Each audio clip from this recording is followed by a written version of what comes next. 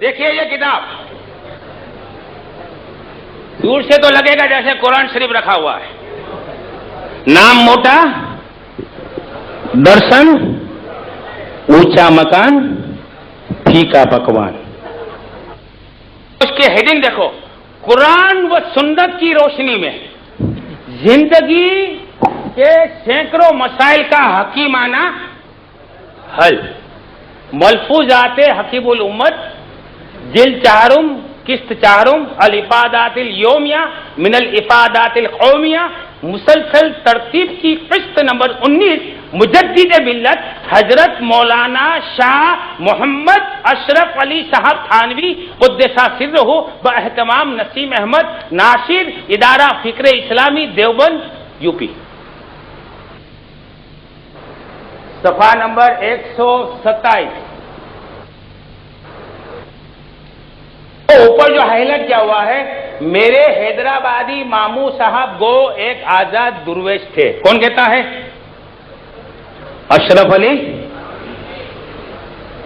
ہاں، اب دوسرا واقعہ بیان کرتا ہے کہ ایک واقعہ انہی ماموں صاحب کا اور یاد آیا. کیا لکھتا ہے؟ اشرف علی تھانوی کا ایک ماموں تھا جو حیدرآباد میں رہتا تھا. کہاں پہ؟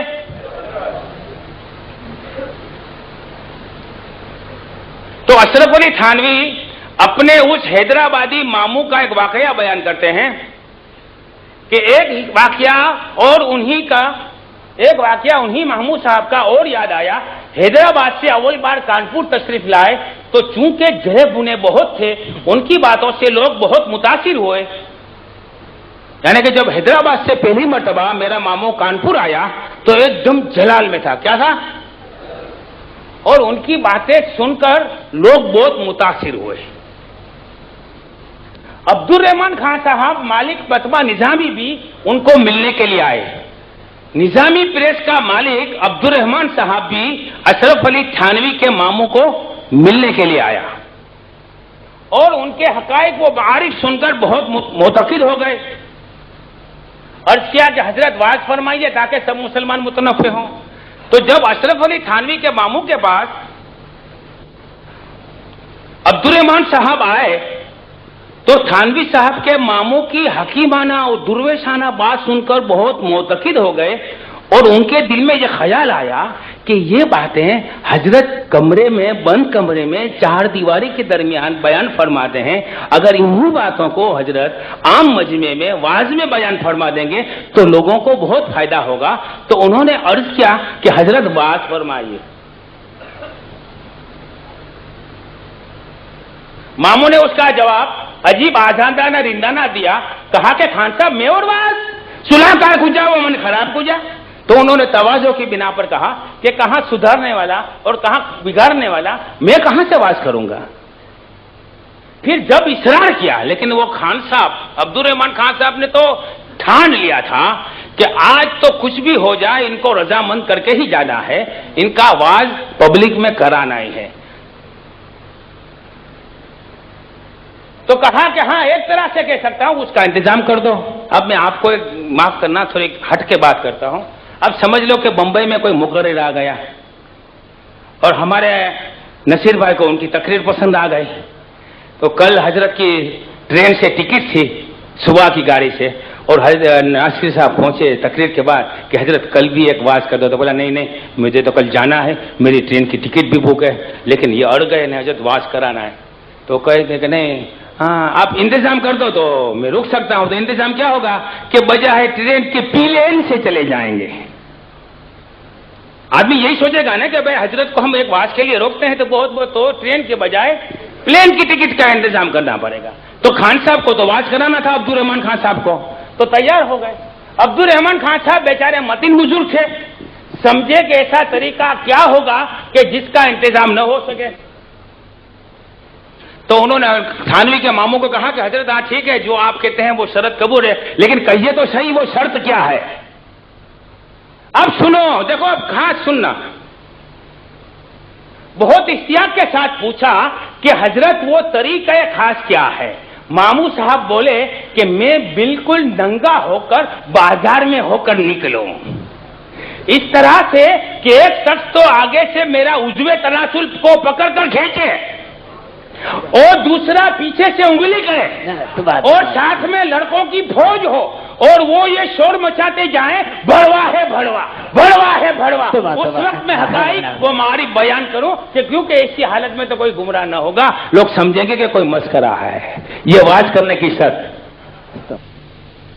नंगा होके निकले, एक आदमी आगे से खींचे, एक पीछे से उंगली डाले और साथ में लड़कों की फौज हो और ये शोर मचाए, बड़वा है बड़वा, बड़वा है बड़वा। और ऐसी हालत में थानवी के मामू हकाइक को बारिफ बयान करेंगे। ये इनकी शर्त है। वो तो पागल थे, मज्जूब थे, जो भी थे, लेकिन अशरफ अली थानवी की अकल क्या घास चलने गई थी कि उन्होंने अपने मामू का ऐसा बेहुदा वाकया अपनी किताब में छाप मारा। अच्छा, एक इबारत ऐसी है, मैंने पहले इरादा किया था मैं वो बयान करूंगा, लेकिन यहाँ पे कुछ सफेद दाढ़ी वाले मेरे बुजुर्ग हजरात हैं, लिहाजा कुछ शर्म आती है।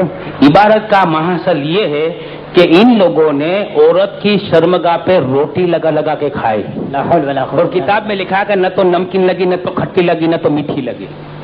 इबारत है, किसी को भी देखना हो तो बाद में आके देख सकता है। लेकिन आपको एक दूसरी चुटकुलेबाज की इबारत बताता हूं। किताब का नाम है कमालाते अशरफिया।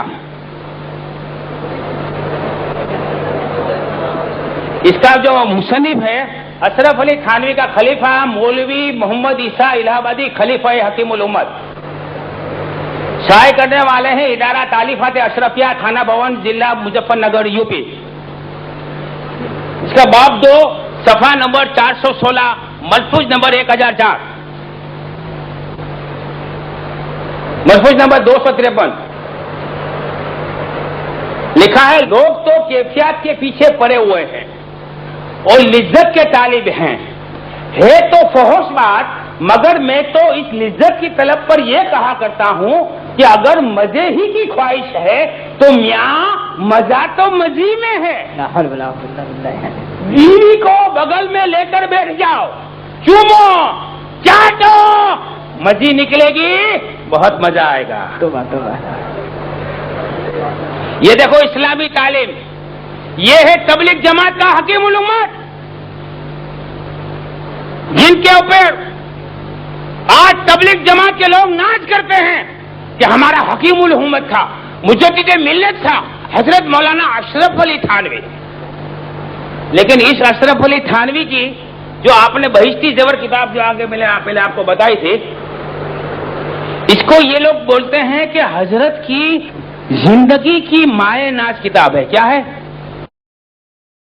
आप देखो, ये किताब अशरफ अली थानवी ने औरतों के लिए लिखी है। किसके लिए लिखी है? अब इसमें क्या क्या बताया मालूम है? ज़ौफ़े बा और सूरत का इन बयान।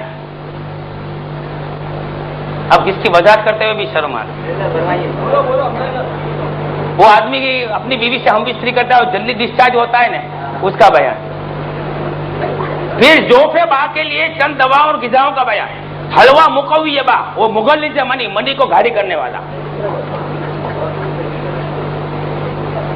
अब देखो, ये सब दिखता है ना, यही भरा हुआ है, ये सब यही कोक शास्त्र भरा है। अब एक नुस्खा ये बताया, देखो आप पढ़ लो। तिला मुकव्वी, आसाब और उज़्वों में दराजी, वो फड़ भी लाने वाला। किसी का उज़्व पतला है, छोटा है, तो लंबा कैसे करना, जाड़ा कैसे करना, उसका तर्क। अब इसमें लिखा क्या क्या है मालूम है? कब्रिस्तान से 7 कीड़े को पकड़ को लाओ, उसको मारो, उसको तेल बनाओ और उस पे लगाओ। औरतों को ये हिदायत दिया है, उस पे पत्ते बांधो। तो क्या औरतें यही काम करा करें?